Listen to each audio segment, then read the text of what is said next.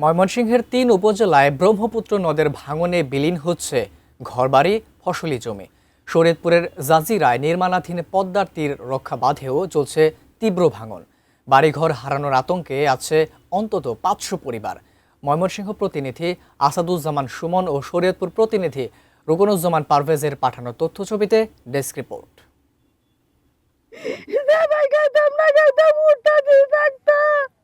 ব্রহ্মপুত্রের পাড়ে বসে এভাবেই বিলাপ করছিলেন ভিটেমাটি হারানো ৭০ বছরের বৃদ্ধা মেলিক জান। বিধবা এই নারীর বড় ছেলে মারা গেছেন স্ট্রোক করে, আরেক ছেলে কিডনি রোগে আক্রান্ত। এখন শেষ বয়সে ব্রহ্মপুত্রের করাল থাবায় হারিয়েছেন বসতবাড়ি, ফসলি জমি। কেবল মেলিক জান নয়, ঘর হারানো, জমি হারানোর কান্না এখন ময়মনসিংহের গৌরীপুরের ব্রহ্মপুত্র পাড়ের অনেক মানুষেরই। উপজেলার অনন্তগঞ্জ বাজার, ভাটিপাড়া, খোদাবক্সপুর, উজান কাশিয়ারচর গ্রামে ব্রহ্মপুত্রের ২ কিলোমিটার অংশে চলছে তীব্র ভাঙন।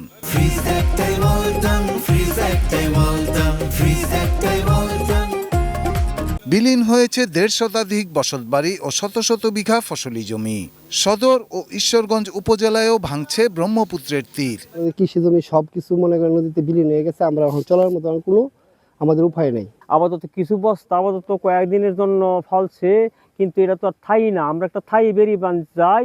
ভাঙন ঠেকাতে জিও ব্যাগ ফেলছে পানি উন্নয়ন বোর্ড। কারিগরি কমিটির রিপোর্টের ভিত্তিতে, তাদের সুপারিশের ভিত্তিতে আমরা সেখানে স্থায়ী প্রতিরক্ষা কাজ করার জন্য ডিপিপি বানাবো। সেটা যদি যথাযথ কর্তৃপক্ষ অনুমোদন করে, পরবর্তীতে আমরা স্থায়ী প্রতিরক্ষা কাজের দিকে এগিয়ে যাব। নদী ভাঙনের মূল কারণ হিসেবে অবৈধভাবে বালু উত্তোলনকেই দেখছে জেলা প্রশাসন।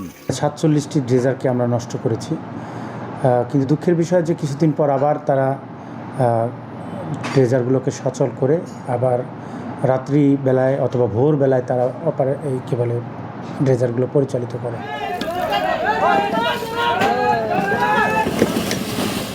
শরীয়তপুরের জাজিরায় নির্মাণাধীন পদ্মার তীর রক্ষা বাঁধে ৩টি স্থানে ভাঙন দেখা দিয়েছে।